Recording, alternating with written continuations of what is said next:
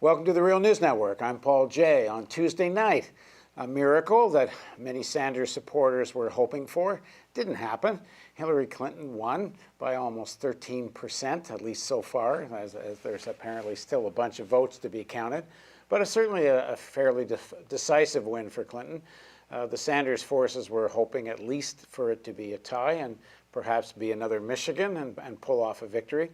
But right across the country, a lot of people are talking about what's next. Certainly Sanders supporters and political people involved in third parties and otherwise. A big discussion of what's going to be the next act. So now joining us from California, from Los Angeles, is Bob Scheer. Bob's the editor-in-chief of Truthdig. He's the host of the podcast Scheer Intelligence. He's covered wars, politics, international affairs, and social issues for decades. He worked for the LA Times for over 30 years and ran for Congress in California in 1966. Thanks for joining us, Bob. Good to be here. You know, you're being a little bit pessimistic, though. I think Bernie Sanders' vote in California was quite miraculous. And I think as his whole campaign has been, I thought this guy was going to get 3-4% of the vote, and they blow him away just the way, you know, even the other candidates, Lincoln Chafee and the former mayor of your hometown there in Baltimore and governor, you know, where'd those guys get 2-3%? Here's Bernie Sanders with a far more principled message, a real challenge to the establishment.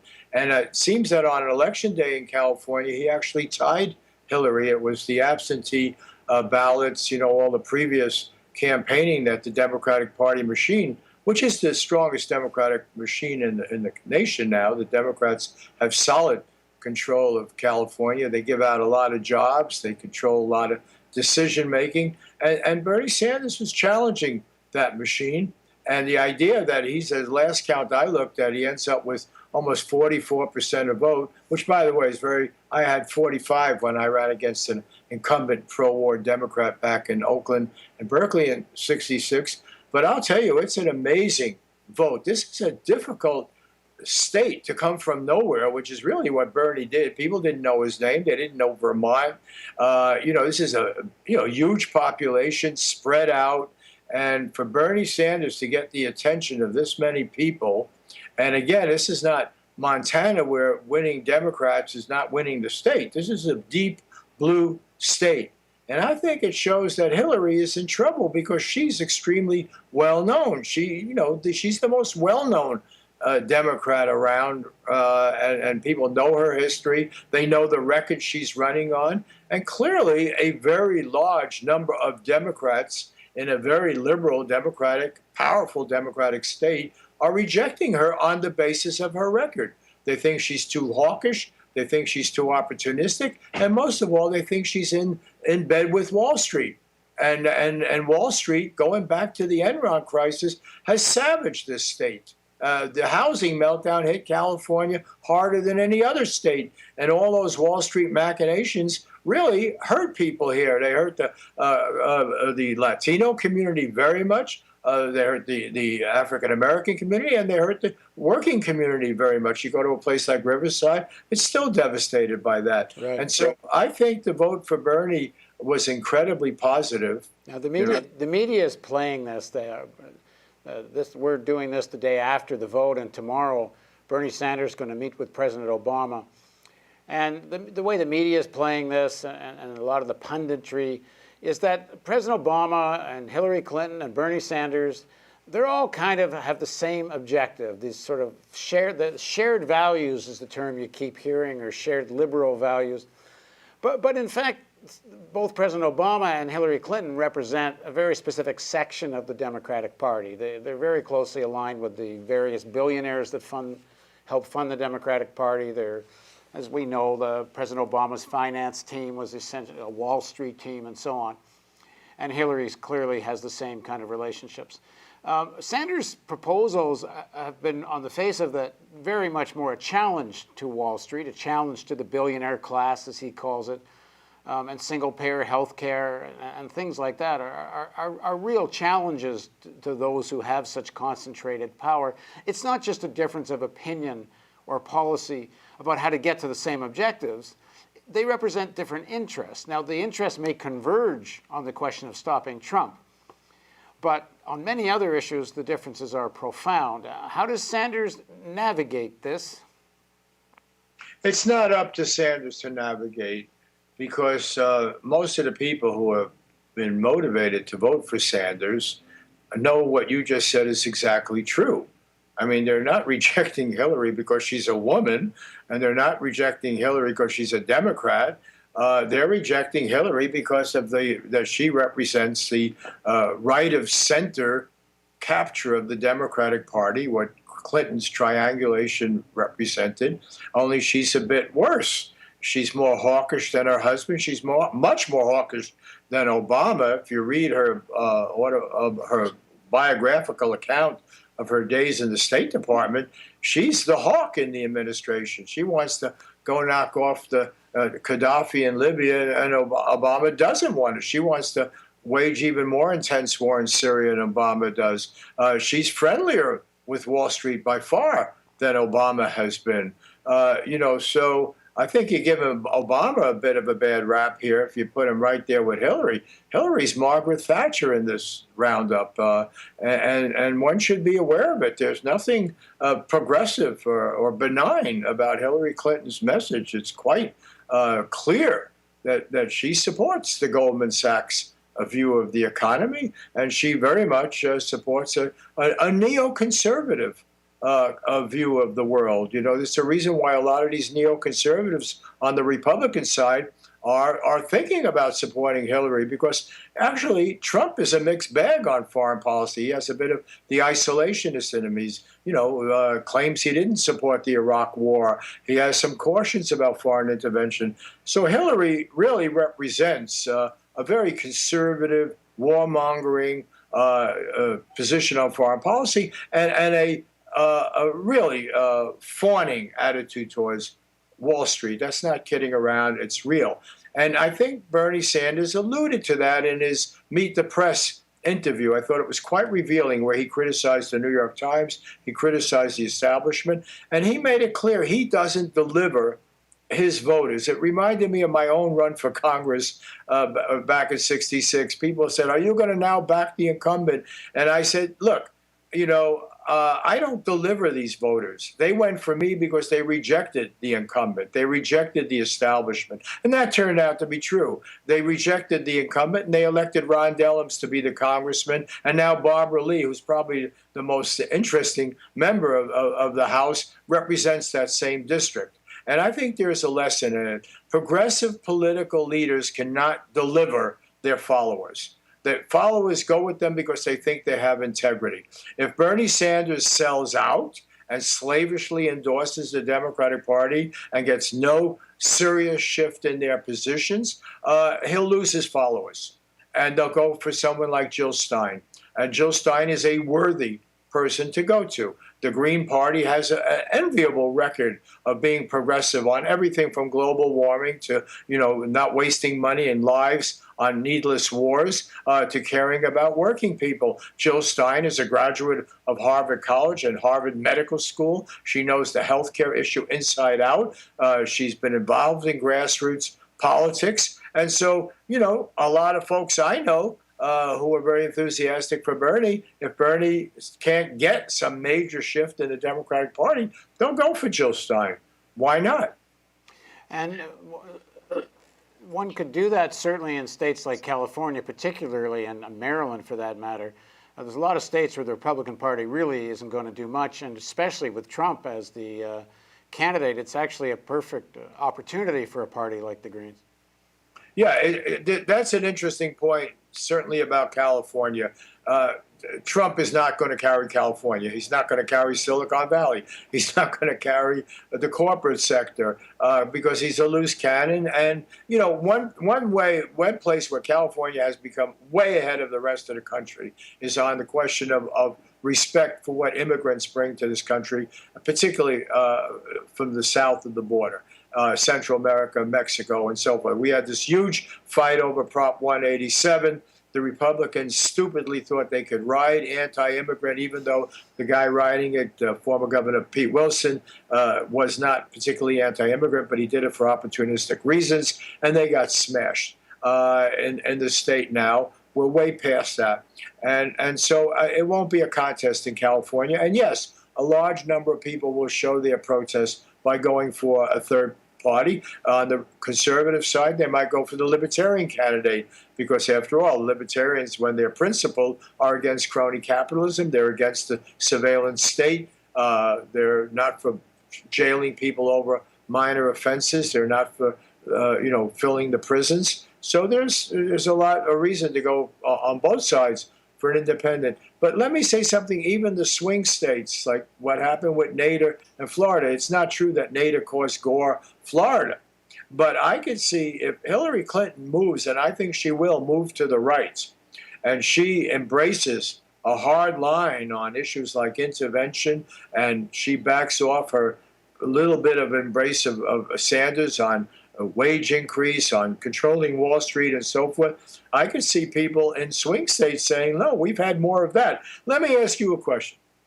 How did Trump get to be so important? Now, some people think it's just because he's a great demagogue, or he had showbiz experience or something. But that's garbage. Demagogues don't succeed because they're effective demagogues. They succeed because there's an unhappy population.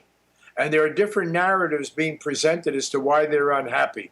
And what Trump has done is that he was able to say, the Republican establishment, everyone on this stage with me, has failed you. They have been in power, and you are hurting. This system is not working for you. Your jobs are not paying enough. You've been screwed by lousy trade agreements, okay? You've been screwed by wasteful wars. He said a lot of this stuff that makes perfect sense. And then he comes across and he does a right-wing neo-fascist demagogic attack on immigrants. Well, that's terrible. It is dangerous. But the fact is, Trump is important because people are unhappy on the conservative side. Sanders was important and is important precisely because many people who reject the jingoism of the Republicans are unhappy also. And, we have, why are so many young people for Sanders? I was amazed in this election. I teach a rather large class at the University of Southern California. And my class educated me about Sanders. I always liked Sanders, but I didn't think he'd do very well. And then I saw all these laptops open up, right.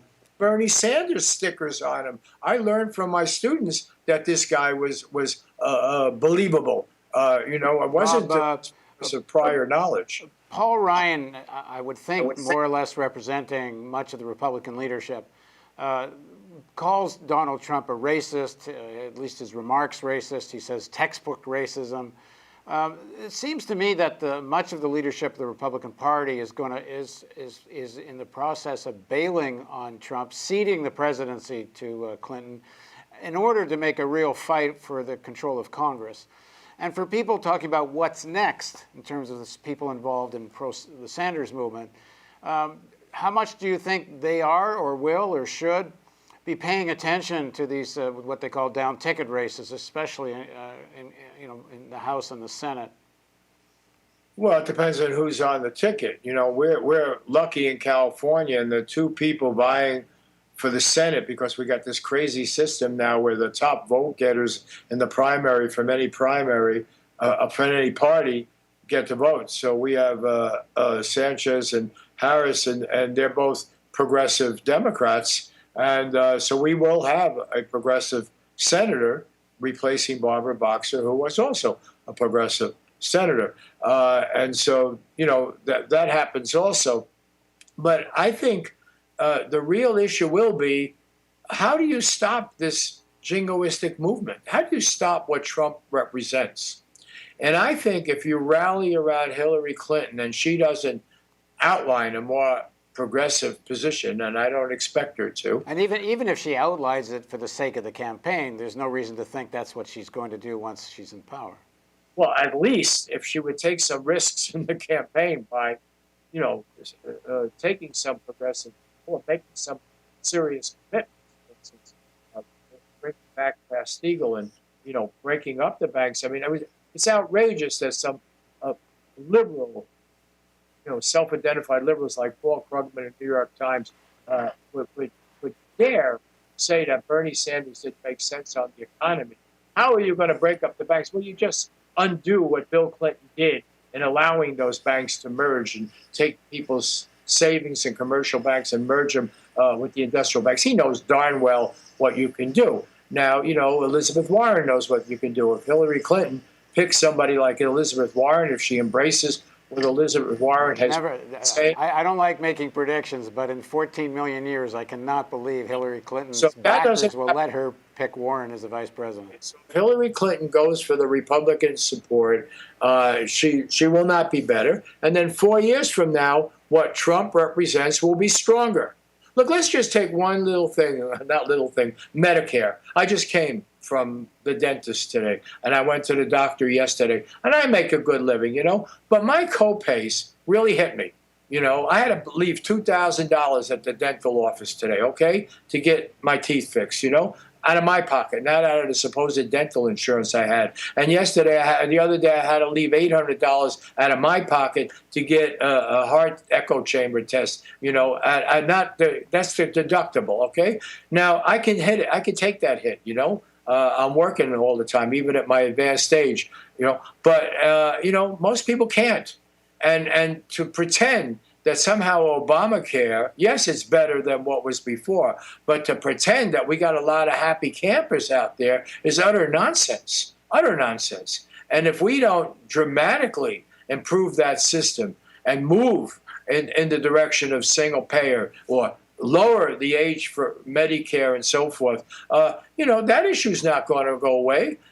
People have a right to complain. They're avoiding going to the doctors because they can't do the copay. And you take the trade agreements. If Hillary Clinton is going to give us more of these lousy trade agreements, and which do not include human rights, workers' rights, environmental concerns in these agreements, do not protect American workers. That's why she lost Michigan. Yeah, trade agreements that say we don't care that you can use child labor around the world, that you don't have to pay a decent minimum wage, you don't allow unions to organize. And these are issues that you can't bargain away. You're not going to improve the lot of American people. And they're hurting. One thing this election has shown is that the intelligentsia, the mass media, the big shots, most of them are tied in to a welfare program that the super rich have. They buy off the top professor class. They buy off the mass media. They have a lot of jobs. There's a lot of crumbs dropping off the table for the ones they want to reach. There are a lot of people, licking their lips now over the jobs they're going to get in a Clinton administration. But most people are not on that gravy train. And the fact is, we've had insensitivity on the part of the liberal governing class, the liberal elite, to the suffering of most Americans. And now we have a revolt. We've had a revolt in the Republican Party that has swept away their leadership, and Bernie Sanders has come very close. An improbable, older, white guy, originally from Brooklyn, from a small state, doing so incredibly well. Why? Because people on the Democratic side are disgusted with the leadership. Right. That's it. And that's a harsh reality. And you get 4 more years of Clinton, and you're going to have a much stronger right-wing force in America that will come to power. I guess the other side, the question will be whether the Sanders movement mounts a challenge in 2020 that builds on the current Sanders movement. Well, it shouldn't perhaps make her a one-time president. It shouldn't be up to Sanders. It should be up to the people I'm talking about the movement. And one way they can do it is if Bernie Sanders, much as I respect what he's done, doesn't provide leadership now by pressuring the leadership of the Democratic Party, then people should turn to a Jill Stein. They should turn to alternatives. This is no time to say, oh, Papa or Grandpa has said we're now going to rally around Margaret Thatcher. Let's all fall in line. I mean, that doesn't make sense. Well, thanks very much for joining us, Bob. It's a pleasure. And thank you for joining us on the Real News Network. And don't forget, we don't take corporate money, government money. We don't sell advertising. We're really dependent on viewer support. So somewhere around this player, there's a donate button. And if you don't click it, we can't do this.